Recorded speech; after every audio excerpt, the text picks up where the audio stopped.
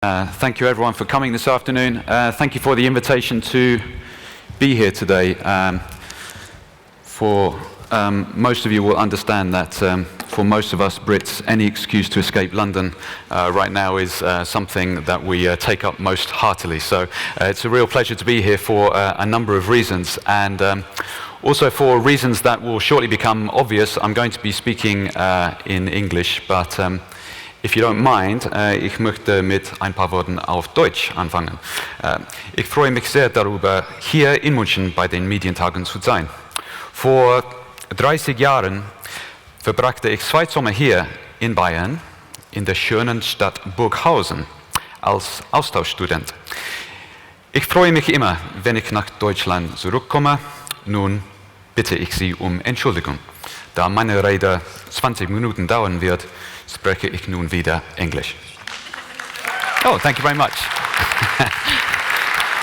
That's very kind of you. My old German teacher, Frau Ricker, will be very proud that 30 years on, there's still something there.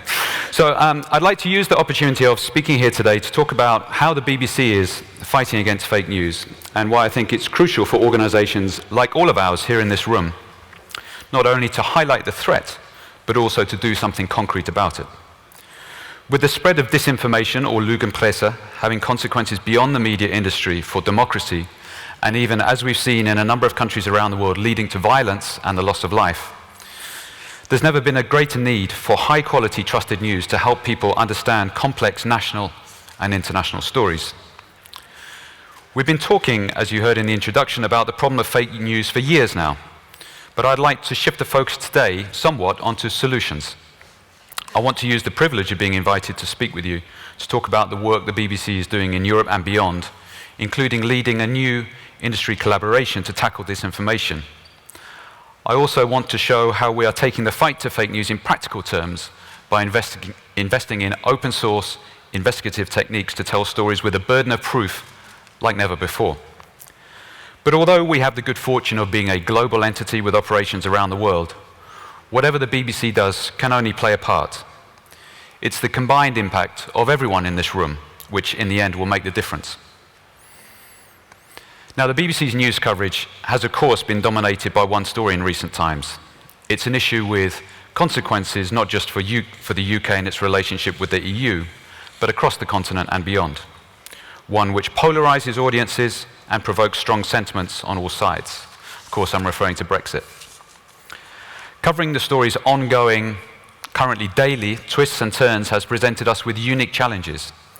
But for the BBC, it's also created an opportunity to showcase what we think we do best, to explain complex international issues to a large and diverse audience around the world, and to do so in a way which gives them facts, not opinion, in order to make up their own minds.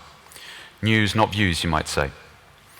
And in the current political climate, accurate, unbiased coverage is more important than ever, not just in the UK, but around the world. Trust and impartiality at the heart of what we try to do at BBC News, and our editorial independence remains, in my view, as important today as it has ever been. We know that audiences are concerned about fake news. In a recent study here from the Technische Universität Darmstadt, more than 80% of participants agreed that fake news poses a threat, and the same number see it as harmful to democracy. I believe fake news must not just be seen as an issue for audiences, it's also a problem for brands who advertise next to it, and for all news publishers with a commitment to accuracy and reliability. News organisations whose credibility rests on audiences being able to believe what they see, hear and read have to respond decisively to the fake news crisis and be seen to do so. Leaving aside Brexit for now and how the UK became a banana republic, I want to illustrate some of the issues using an interesting story we covered just 2 weeks ago from a different country, from Latvia. So first, let's watch it for a couple of minutes.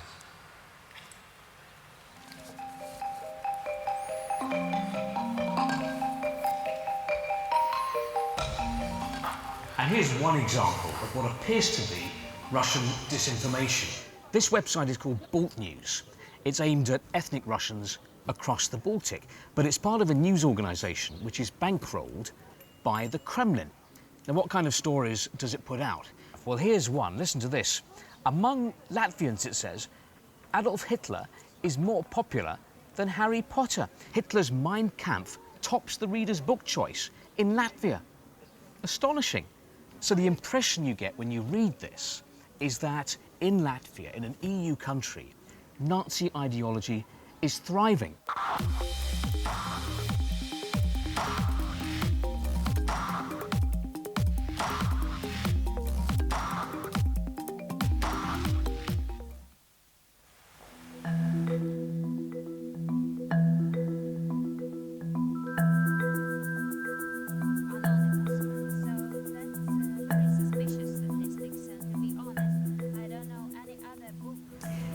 Now, in its article, Bolt News claims that on your site, Mein Kampf has been one of the most clicked on titles. In fact, there's a section on your site which shows the books which are gaining the most interest from users, and until recently, Mein Kampf was right up there near the top. How do you explain that? They are page views, they are not the real deals. So it's interesting that for this Mein Kampf, about 70% of all the clicks are anonymous clicks. And if we compare with other most popular books like Harry Potter, 70% are registered users. So if most of the clicks for Mein Kampf are anonymous, unregistered users, what does that mean? They can be fake users or internet trolls or whatever, how we call them. Fake views to make fake news? Yeah, definitely.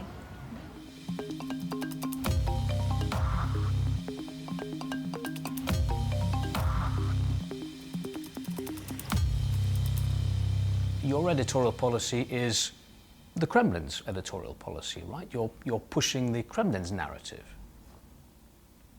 Мы проект российского государственного информагентства. Естественно, то, что официальный российский нарратив, он нам созвучен.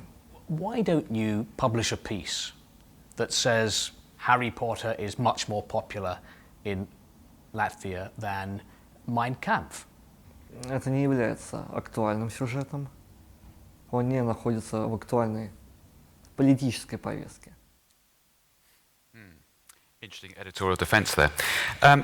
I think that example clearly illustrates the level of resource behind one type of fake news, that of state-funded propaganda. And it's a worrying example of the threat that misinformation poses to truth and stability around the world. It's not always possible to see where the next fake news storm might come from. But sometimes, actually, you can. It's often around hotly contested and divisive moments, and in particular, around elections, that audiences tell us they most value independent analysis to help them filter fact from fiction. So what are the possible solutions? Well, for one, the BBC has brought together major global technology and publishing companies, including the European Broadcasting Union, Facebook, Google, Microsoft, the Wall Street Journal, and others, in a collaboration which will see us work together on a number of initiatives. These include an early warning system to alert each other when we discover disinformation which threatens human life or disrupts democracy during elections, a joint online media education campaign to support and promote media education messages, and cooperation on information for voters around elections, so there is a common way to explain how and where to vote. But away from industry initiatives such as these, we believe that the best weapon in the fight against fake news is the journalism itself. I'd like to devote the remainder of my time to sharing with you the story of one recent example of which we're particularly proud. As most of you will know, in recent years the journalism industry has seen a big rise in the use of open source investigations, which are having a major influence on the way stories are told. In the English language, the development of a website called Bellingcat, which describes itself as the home of online investigations, has been central to this.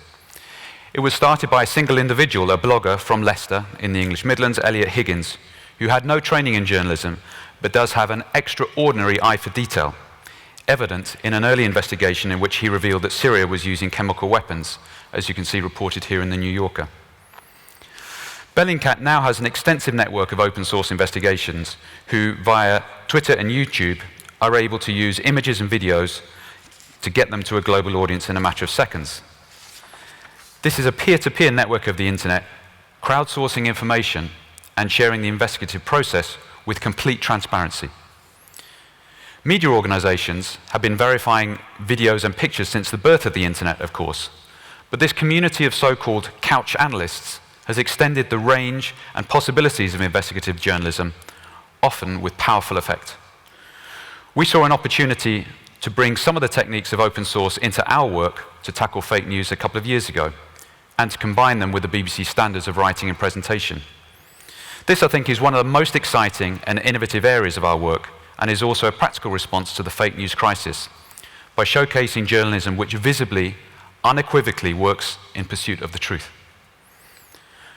A good example of the BBC's work in this area, and of our investigative and original journalism, is Anatomy of a Killing, an investigation by the BBC's Africa team last year, in which we worked together with these so-called couch analysts using open source techniques to identify and reveal who killed 4 women and children, shown in a horrifying video which began to circulate first on social media. I'd like to talk you through this hugely impactful investigation of the story. To start with, all our journalists had to work with was the grainy footage you can see in the video, which I'm going to play now.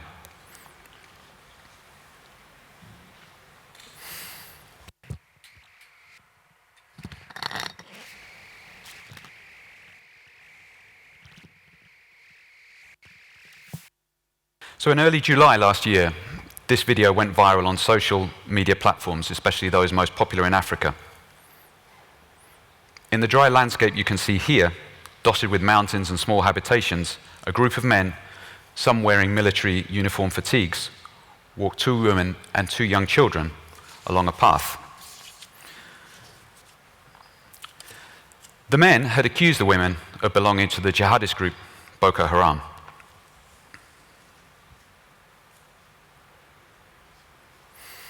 I'm not going to show the full video as it's too graphic. Led off the path, the women and children are blindfolded and forced to the ground. Seconds later, the men in military fatigues draw their weapons and fire 22 times, killing their mothers and their 2 young children. As soon as it began to circulate, this video sparked furious debate online across Africa, initially about where the events had taken place. Some said it took place in Cameroon. Others claimed it was Mali.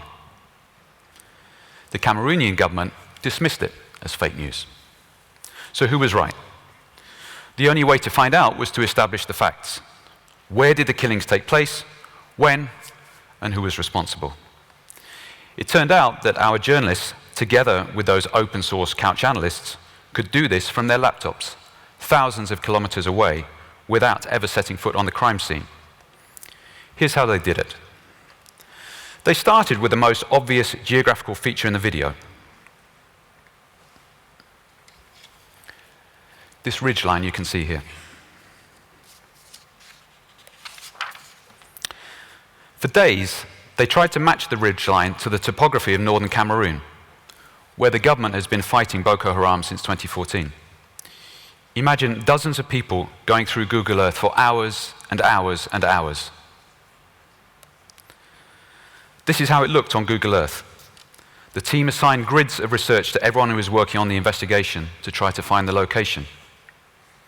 And then they enjoyed that oldest of journalistic breakthroughs, a tip-off. Someone said to look at the area near the town of Zelebet, which is just to the west of the lake you can see in the middle of the screen there. Close to Zelebet, they found a match for the ridgeline. Once they had the general area, they could match other details from the video to the features they could also see elsewhere on the satellite imagery. For example, this track.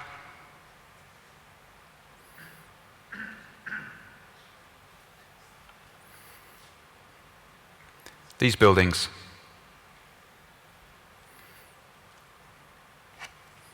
And these trees. Here you see only a few examples, but they did this for most of the elements visible anywhere in the video.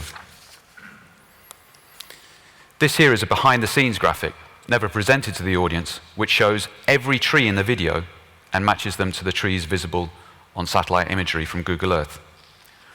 Putting all this evidence together, they concluded with certainty that the killings took place here. This is where the women and 2 young children were forced to the ground and shot, right in front of that tree. Once they had the location, they then tried to find out when this had happened. Once again, all the information was in the video. Using historical satellite imagery, they found that the walls around this building had not yet been built in 2014. This gave them the earliest possible date for the killings. Then, they noticed that this building, present in 2014 and again in 2015, but by February 2016, it had been demolished.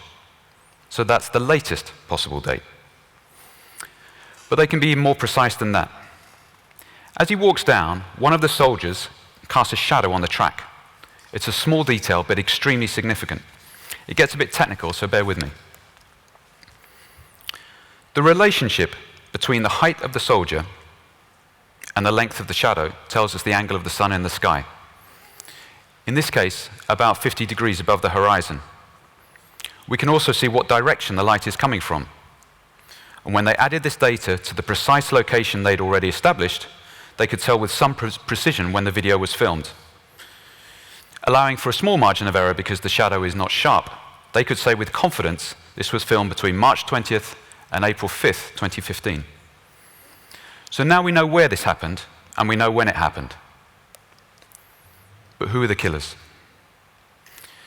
In a press release after the video went viral, the Cameroonian government said that the gun used by one of the men in the footage is not a kind of weapon used by the Cameroonian armed forces. But the teams identified the gun as a Serbian-made Zastava M21, a weapon that's rare in sub-Saharan Africa, but actually equips many units of the Cameroonian army, according to images found on Facebook. The Cameroonian Minister of Communications then said that the uniforms seen in the video are not used by Cameroonian soldiers in the far north.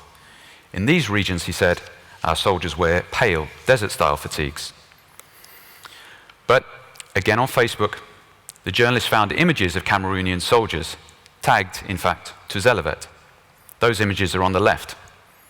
And as you can see, the camouflage worn matches perfectly with fatigues from our video seen here on the right. The Ministry of Communications offered more evidence to support his claim that the video was fake news. Our soldiers, he said, would be wearing full military gear, including helmets and bulletproof vests, while out on patrol. Our team found an explanation for why these men are not patrolling in full combat gear. They weren't on patrol. In fact, they were less than 1 kilometer away from this combat outpost, which again, the team found on Google Earth.